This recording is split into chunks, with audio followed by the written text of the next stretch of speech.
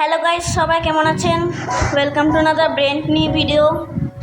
তো সবাই আশা করি ভালো আছেন। আজকে আমি একটা মিক্সার গ্রাইন্ডারের অন্যরকম ভিডিও দেখাবো। আমি আজকে এই মিক্সার গ্রাইন্ডারের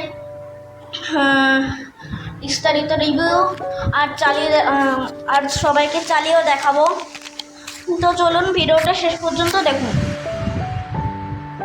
মিক্সার গ্রাইন্ডারের সামনের অংশে একটা স্পিড কন্ট্রোলার রয়েছে, যার সর্বোচ্চ পাওয়ার হলো 3, যা ক্রমাগত বৃদ্ধি পায়। এর আরেক পাশে রয়েছে পালস। নরম এবং সিদ্ধ খাবার ব্লেন্ড করতে গেলে পালস ব্যবহার করা হয়। এখানে একটি বিষয়, এই স্পিড কন্ট্রোলারের এই গোল অংশটি কিছু সময় খুলে আসে। এটি কোনো সমস্যা না, আপনি আবারও এখানে লাগিয়ে এটিকে ফিক্সড করে সংযুক্ত করে দিতে পারবেন। এই কন্ট্রোলার মিক্সার গ্রাইন্ডারে 5 বছরের ওয়ারেন্টি আছে। এটা কন্ট্রোলার মিক্সার গ্রাইন্ডার। এখনকার মিক্সার গ্রাইন্ডারে বেশিরভাগ 3টে জার হয়ে থাকে।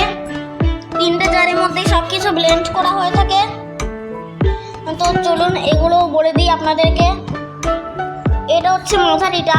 এই মাঝারি জারটা দিয়ে হচ্ছে আপনি আদা রসুন মাংসে কিমা, আর হচ্ছে পুদিনা পাতার পেস্ট, কুমড়ো পাতার পেস্ট, ধনে পাতার পেস্ট, আদা রসুন তো বলেছিলাম, ভেজা মশলা ব্লেন্ড করতে পারবেন। আর সব ধরনের শুকনো মশলা, শুকনো খাবার যেমন চাল ভাজা, চিড়া ভাজা, এগুলো গুঁড়ো করা যায়। তাছাড়াও নানা রকম ভর্তা, ডাল বাটা, মেহেদি পাতা বাটা, আর বাদাম ভর্তা, এগুলো করতে পারবেন এই মাঝারি বাটিটা দিয়ে।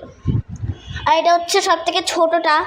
এটা দিয়ে হচ্ছে ভেজা মশলা ব্লেন্ড করতে পারবেন, যে কোনো লঙ্কা গুঁড়ো আর চালের গুঁড়ো অল্প হলেও এটা দিয়ে করতে পারবেন। আর ডালটা যদি পেস্ট করতে চান, অল্প হলেও আপনি এর ছোটোটার মধ্যে করতে পারবেন। অল্প পরিমাণে আদা রসুন হলে আপনি এই ছোটোটাই পেস্ট করতে পারবেন। আর এটা হচ্ছে সব থেকে বড়োটা। এই বড়োটা দিয়ে হচ্ছে শরবত তৈরি করা হয়, যে কোনো শরবত, যে কোনো জুস এটা দিয়ে তৈরি করা হয়।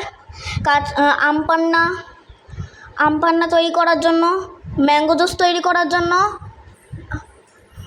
তাছাড়া বিভিন্ন ফলের juice, pineapple juice, chocolate milk shake,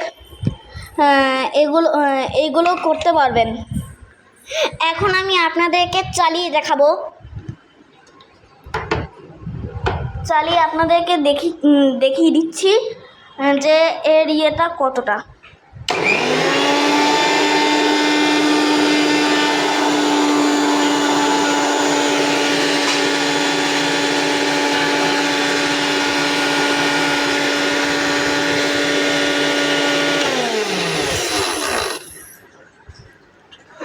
দেখতে পারলেন আমাদের মিক্সার গ্রাইন্ডারে একটা পাওয়ারের শক্তি।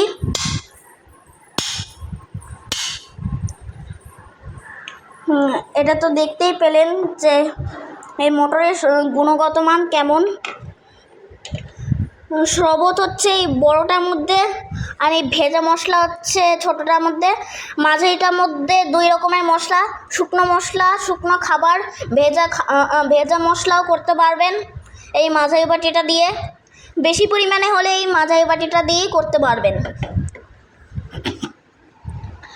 আশা করি ভিডিও ভালো লেগেছে। ভিডিও ভালো লাগলে লাইক করবেন, শেয়ার করবেন, কমেন্ট করবেন। ধন্যবাদ।